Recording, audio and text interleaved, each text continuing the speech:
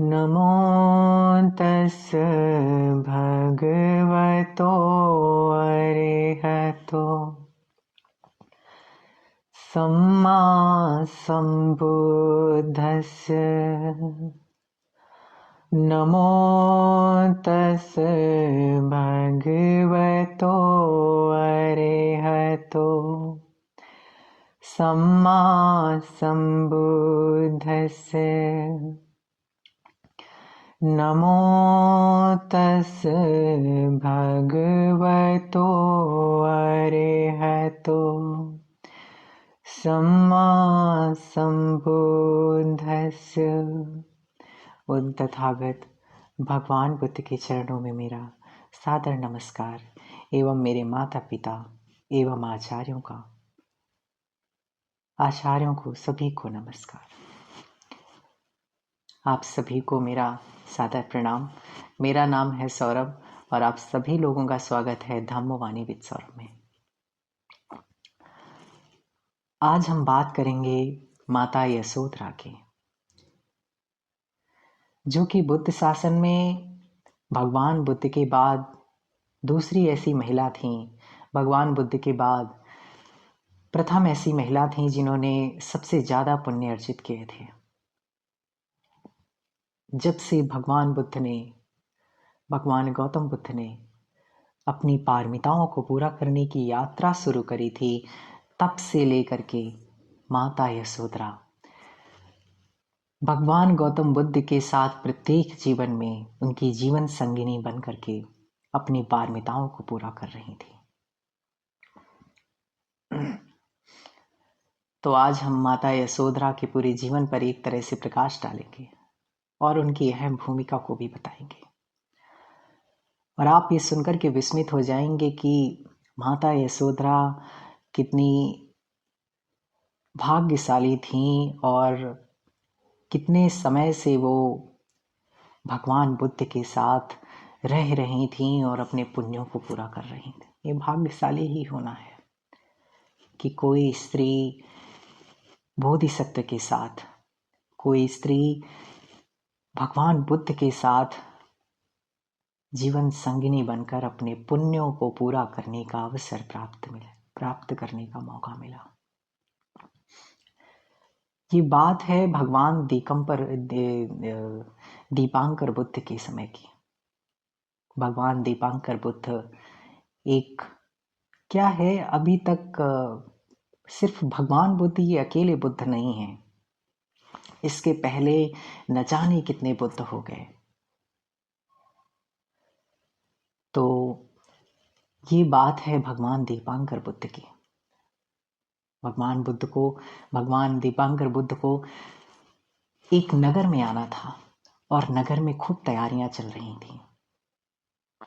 लोग उन्हें आने की तैयारियों में कहीं यहाँ कुछ कर रहे थे, कहीं यहाँ व्यवस्था कर रहे थे। उस समय भगवान गौतम बुद्ध अपने पूर्व जन्म में तापस सुमेध नाम के एक योगी हुआ करते थे। वो तापस सुमेध को जब नगर में आते हैं तो वो लोगों से पूछते हैं कि यहाँ पर क्या हो रहा है। तो लोग बताते हैं कि इस नगर में भगवान दीपांकर बुद्ध आने वाले हैं, तो हम लोग उनकी तैयारियां कर रहे हैं। तापस सुमेध सोचता है कि क्यों ना मुझे भी कोई सेवा का अवसर मिले। तो लोग उनको जो है, एक नाली थी जिस पर बहुत ज़्यादा कीचड़ था, उसे साफ करने के लिए काम दे देते हैं कि आप इसको साफ कर दीजिए। तापस सुमेध बड़े सेवा भाव से उस नाली के कीचड़ को साफ करने में लग जाता है, लेकिन वो पूरी तरह से वो कीचड़ साफ नहीं हो पाता और भगवान बुद्ध अपने शिष्यों के साथ, अपने भिक्षुओं के साथ बड़ी दूर से आते हुए दिखाई देते हैं।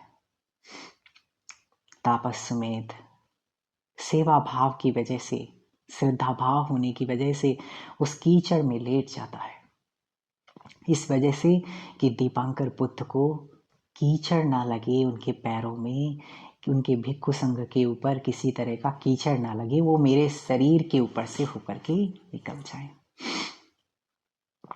भगवान दीपांकर बुद्ध आते हैं जब समीप, और तापस सुमेध को कीचड़ में लेटा हुआ पाते हैं, तो भगवान दीपांकर बुद्ध अपने दिव्य चक्षुओं से देखते हैं कि ये तापस सुमेध के पास अभी इतनी पुण्य पारमिताएं हैं कि यदि इसे अभी विपश्यना दे दी जाए तो ये अभी इसी वक्त अरहंत हो जाएगा, मोक्ष को प्राप्त हो जाएगा। लेकिन दूसरी ये भी वो घोषणा करते हैं उस जगह पर, अपने दिव्य चक्षुओं से देखते हैं कि यह तापस सुमेध के पास ये भी क्षमता है कि ये सम्यक संबुद्ध बनने तक की यात्रा कर सकता है। तापस सुमेध को भगवान आशीर्वाद देते हैं सम्यक संबुद्ध बनने की, और यह घोषणा करते हैं वहां पर संपूर्ण अपने संघ के सामने कि यह तापस सुमेध आज से 4 संख्य कल्प बाद सम्यक गौतम नामक सम्यक संबुद्ध के नाम से जाना जाएगा। पास में ही एक स्त्री खड़ी थी जिसका नाम था सुमित्रा। उस सुमित्रा के हाथों में नील कमल थे। वो नील कमल भगवान दीपांकर बुद्ध को अर्पित करने के लिए लेके आई थी। वो भगवान को दीपांकर बुद्ध के चरणों में जा करके उन नील कमलों को अर्पित करती है, और मन में उसके भाव ये आता है कि जिस प्रकार भगवान ने सुमेध को सम्यक संबुद्ध बनने के लिए आशीर्वाद दिया है, मुझे भी ये आशीर्वाद मिले कि मैं इस तापस सुमेध की प्रत्येक जीवन में अर्धांगिनी बनकर मैं भी पुण्य पारमिताओं को पूरा करूं, और अंतिम जन्म में इस गौतम बुद्ध की अर्धांगिनी बनकर अरहंत अवस्था को प्राप्त करूं। भगवान बुद्ध, दीपांकर भगवान बुद्ध माता यशोधरा की उस पूर्व जन्म के सुमित्रा की भावनाओं को समझते हैं और अपने दिव्य दृष्टि से देखते हैं कि यह स्त्री गौतम बुद्ध के अंतिम जन्म में उनकी अर्धांगिनी बनकर माता यशोधरा के नाम से जानी जाएगी और यह अरहंत अवस्था को प्राप्त करेगी। भगवान दीपांकर बुद्ध उसको भी आशीर्वाद देते हैं और प्रमुख समक्ष पूरे संपूर्ण भिक्षु संघ के सामने यह घोषणा करते हैं कि यह सुमित्रा नाम की स्त्री आज से 4 संख्य कल्प के बाद भगवान गौतम बुद्ध की पत्नी माता यशोधरा के नाम से जानी जाएगी एवं उसका अंतिम जन्म वह होगा और यह अरहंत अवस्था को प्राप्त करेगी। तो यहां से अरहंत होने की यात्रा माता यशोधरा की शुरू हो जाती है और यहीं से तापस सुमेध की यात्रा सम्यक संबुद्ध होने के लिए हो जाती है। उस समय वो जो सुमित्रा नाम की कन्या थी, उस कन्या के पास उतनी पारमिताएं नहीं थी। मैं एक चीज और आपको बता दूं, अरहंत होना और सम्यक संबुद्ध होना एक अलग अलग बात है। समझते हैं क्या होता है ये, अरहंत क्या होता है, सम्यक संबुद्ध क्या होता है, और एक शब्द और आता है पच्चेक बुद्ध।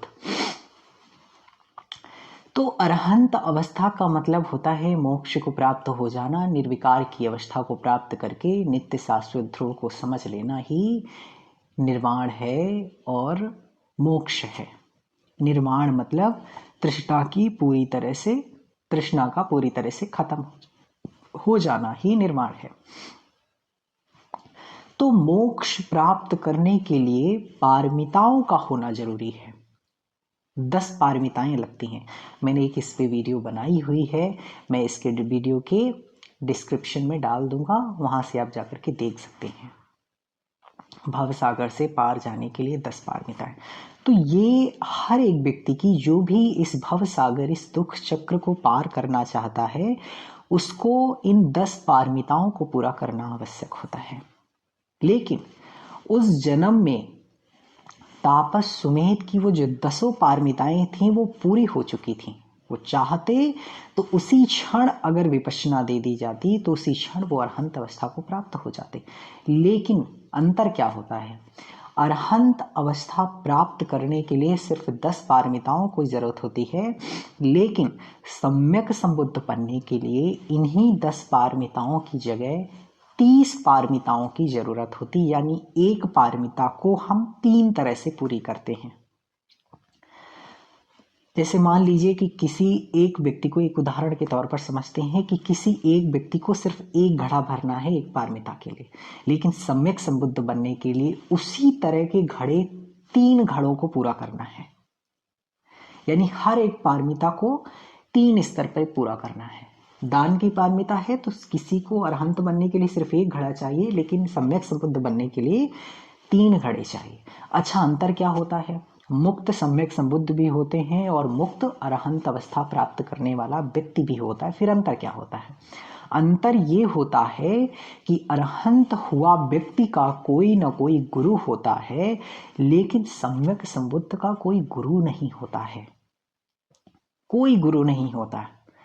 उसके अंदर स्वयं से विपश्यना जागृत होती है और स्वयं से वो विपश्यना जागृत करके ध्यान साधना का अभ्यास करके स्वतः ही बुद्ध बन जाता है और उसको ज्ञान होता है पूरा। वो संपूर्ण सृष्टि के शास्त्रा के रूप में जाने जाते हैं। 31 लोकों के व्यक्तियों को वो धर्म सिखाते हैं। तो इसको हम सम्यक संबुद्ध कहते हैं, जो धर्म बांटते हैं खुद से। एक तो स्वयं जागती है उनके अंदर विपश्यना, उनका कोई गुरु नहीं होता, और वो फिर दूसरों को विपश्यना सिखाने का काम करते हैं। ये सम्यक संबुद्ध करते हैं। अरहंत सिखा नहीं पाते हैं, वो उनके एक गुरु होते हैं, किसी के द्वारा वो सीखते हैं और बस वो अरहंत अवस्था को प्राप्त हो जाते हैं।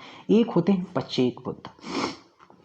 पच्चेक बुद्ध वो होते हैं जिनके अंदर विपश्यना स्वयं जागृत होती है, लेकिन वो सिखा नहीं पाते किसी को, क्योंकि उनको सिखाने का तरीका नहीं पता होता है। उनके अंदर विपश्यना जागृत होती है, बस वो ध्यान साधना करके बस मोक्ष अवस्था को प्राप्त हो गए और स्वयं में ही वो बस अपना जीवन पूरा करते हैं और इसके बाद खत्म।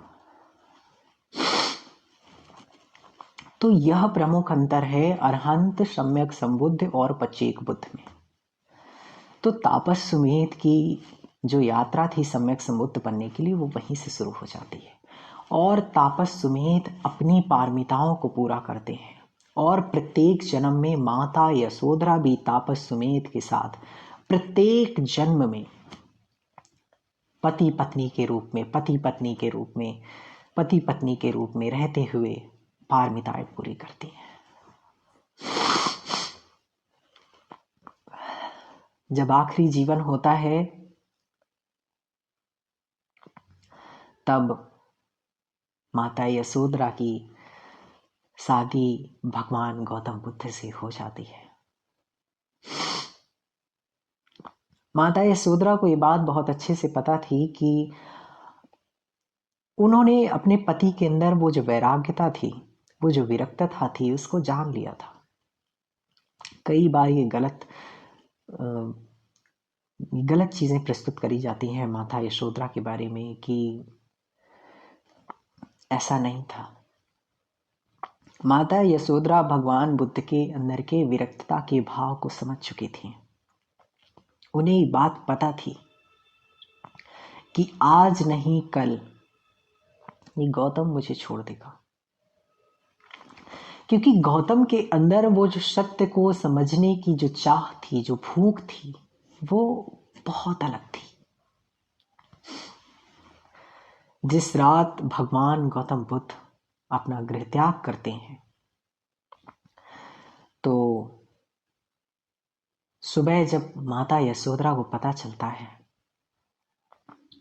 माता यशोधरा ये खबर जब सुनती हैं चन्ना के द्वारा कि मेरे पति सत्य की खोज के लिए चले गए हैं,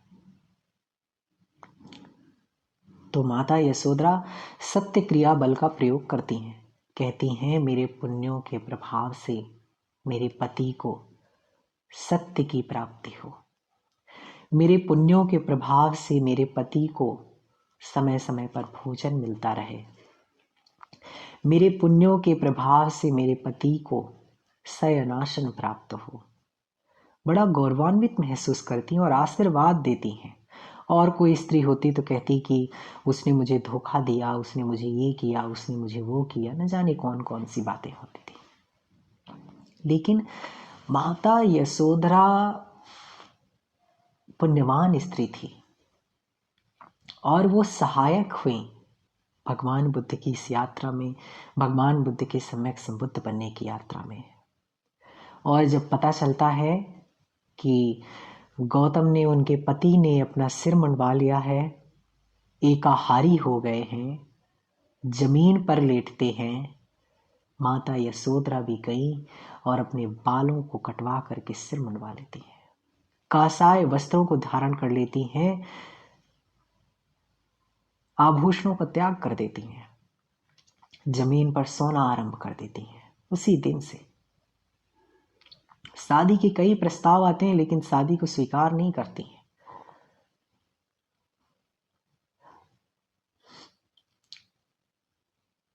सात वर्ष पश्चात जब भगवान बोधि प्राप्त हो जाती है, तो बोधि प्राप्त होने के पश्चात जब वो पुनः कपिलवस्तु पधारते हैं तो माता यशोधरा मिलने नहीं जाती हैं। कहती हैं मेरे पति खुद ही आएंगे मुझसे मिलने, मैं नहीं जाऊंगी। भगवान बुद्ध सारिपुत्र मुगलान के साथ में माता यशोधरा के कक्ष में जाते हैं मिलने के लिए। भगवान बुद्ध पहले ही कह देते हैं यशोधरा चाहे मुझे जिस प्रकार से भेंट करे, आप लोग मना मत करना।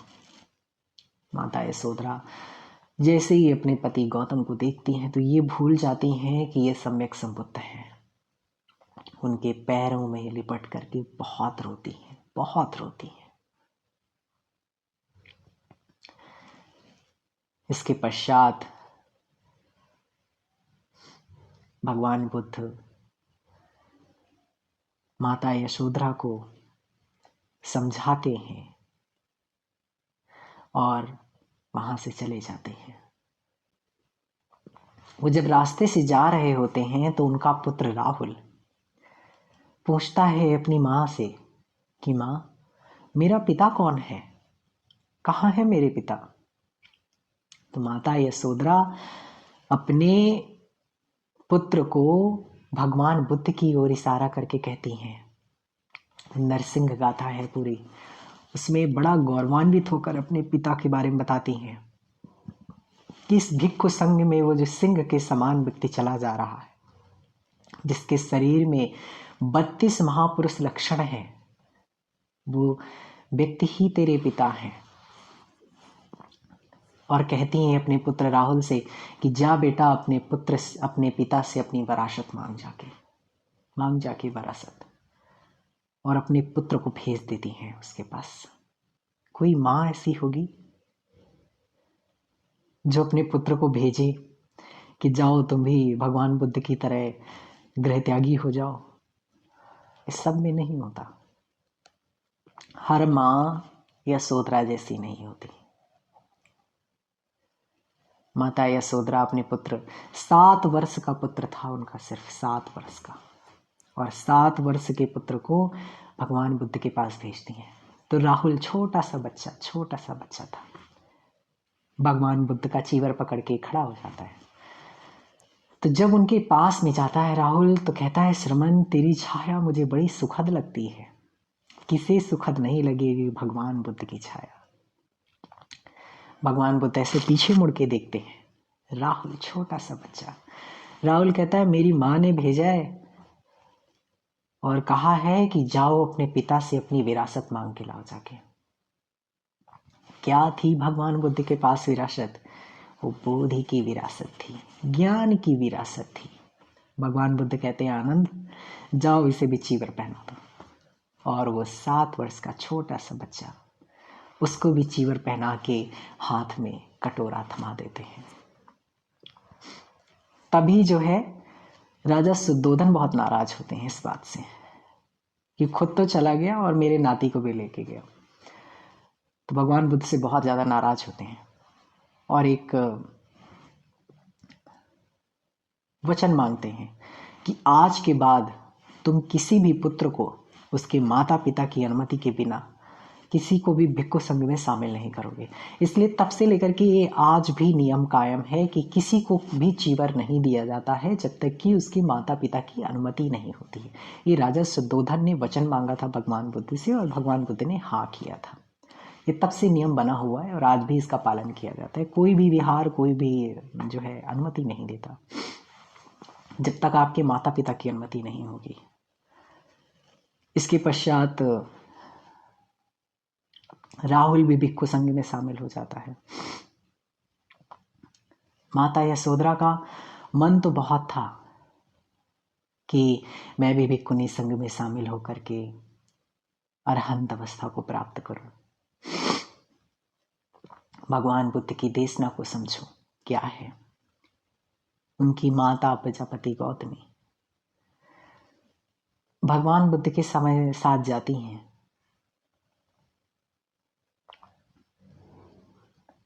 और कहती हैं कि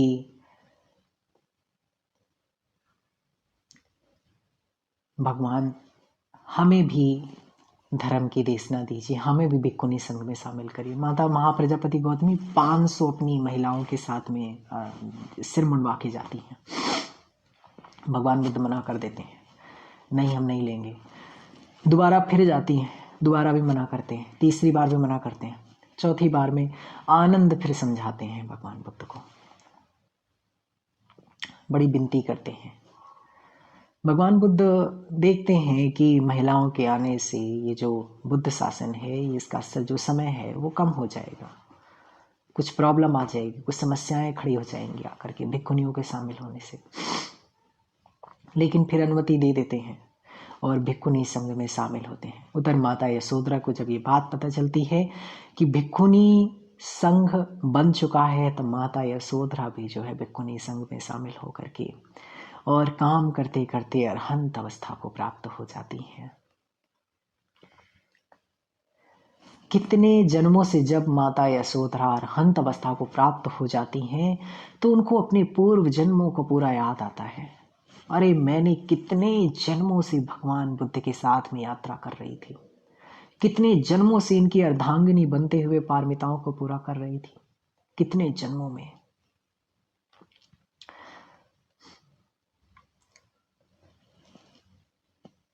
ऐसी स्त्री हुई नहीं। एक चीज और आती है, अभी एक भगवान बुद्ध का एक एपिसोड आता था, जी टीवी में आता था, उसमें जी टीवी में आता था या शायद किसी और में, भगवान बुद्ध का पूरा एक एपिसोड पड़ा हुआ है। तो उसमें एक चीज़ दिखाई जाती है जो कि पूर्णतया गलत है। उसमें दिखाया जाता है कि भगवान बुद्ध के गृह त्याग के पश्चात में जो देवदत्त था, वो देवदत्त माता यशोधरा को मतलब शादी करने के लिए वो था। ये पूरी गलत बात है, क्योंकि माता यशोधरा का भाई था देवदत्त, सगा भाई था। देवदत्त माता यशोधरा का भाई था। ये कैसे बात हो सकती है? तो ये गलत बात पूरी उसमें दिखाई गई है। कई चीज़ें लिखी रहती हैं, मैं कई जगह देखता हूँ, किताबों में भी लिखा रहता है बौद्ध धर्म के प्रवर्तक गौतम बुद्ध थे। अरे नहीं भैया, बौद्ध धर्म के प्रवर्तक गौतम बुद्ध नहीं है। बौद्ध धर्म कोई धर्म ही नहीं है। धर्म धर्म होता है, भगवान बुद्ध ने कभी बौद्ध धर्म सिखाया ही नहीं। भगवान बुद्ध ने सिर्फ धर्म सिखाया है और प्रवर्तक इन्होंने ये नहीं है। ये इसके पहले 27 बुद्ध हो चुके हैं, भगवान बुद्ध के पहले 27 बुद्ध हो चुके हैं। यानी ये जो धर्म की जो नींव है, ये आज से नहीं, न जाने कितने कल्पों से चली आ रही है। तो गौतम बुद्ध इसके प्रवर्तक कैसे हो गए? ये तो 28वें नंबर के बुद्ध हैं। तो ये प्रवर्तक नहीं है, ये भी एक बहुत मिथ है। गौतम बुद्ध ने कभी भी बौद्ध धर्म की स्थापना नहीं करी, ना बौद्ध धर्म उन्होंने किसी को सिखाया। इवन उनके पूरे त्रिपिटक में आप पढ़ोगे तो कहीं पर आपको बौद्ध शब्द प्रयोग में नहीं मिलेगा। उन्होंने अपने अनुयायियों को धम्मिको कहा, धर्मिष्ठ कहा। कौन धर्मिष्ठ और धम्मिको होता है? जो धर्म का आचरण करता है। उन्होंने सिर्फ धर्म सिखाया, बौद्ध धर्म नहीं सिखाया। उन्होंने सिर्फ और सिर्फ धर्म सिखाया। बौद्ध धर्म का उनका कोई लेन देन नहीं था। ये बाद में लोगों ने, पागल टाइप के आए, पता नहीं कौन लोग आए और इन लोगों ने बौद्ध संप्रदाय पूरा खड़ा कर दिया। इसको बौद्ध धर्म कहना अनुचित है, बौद्ध संप्रदाय ज्यादा उचित शब्द है। भगवान बुद्ध ने कभी ऐसे लोगों को बांटने का काम नहीं किया। आप लोग कुछ भी ऐसे करने से पहले पढ़िए भगवान बुद्ध के बारे में। आप जब उनको पढ़ेंगे, उनको समझेंगे तो एक नया आयाम निकल कर आएगा आपके सामने। भगवान बुद्ध ने सिर्फ और सिर्फ धर्म सिखाया है। धर्म बहुत विशाल और बहुत ही असीमित होता है, सबके लिए होता है। शील सदाचार का जीवन जीना सिखाया है भगवान बुद्ध ने। बस एक अच्छा इंसान बनना सिखाया है। कोई कैसे व्यक्ति एक अच्छा इंसान बनकर खुद के लिए, समाज के लिए, अपने परिवार के लिए कैसे एक अच्छा व्यक्ति बन सकता है, कैसे एक अच्छा हिंदू बन सकता है, कैसे एक अच्छा मुस्लिम बन सकता है, कैसे एक अच्छा जैन, कैसे एक अच्छा ईसाई बन सकता है, सिर्फ इतना सिखाया है भगवान बुद्ध ने। भगवान बुद्ध ने बौद्ध बनना नहीं सिखाया है। आजकल तो पता नहीं कितनी कितनी शाखाएं निकल के आ चुकी हैं बौद्ध धर्म में। हीनयान, महायान, फिर उसमें वज्रयान, पता नहीं कौन कौन से आ गए। भगवान बुद्ध ने ऐसा कुछ नहीं सिखाया। इस वीडियो का फीडबैक आप लोग जरूर दें कमेंट बॉक्स में। आपको ये वीडियो कैसी लगी? सभी का मंगल हो, सभी का कल्याण हो।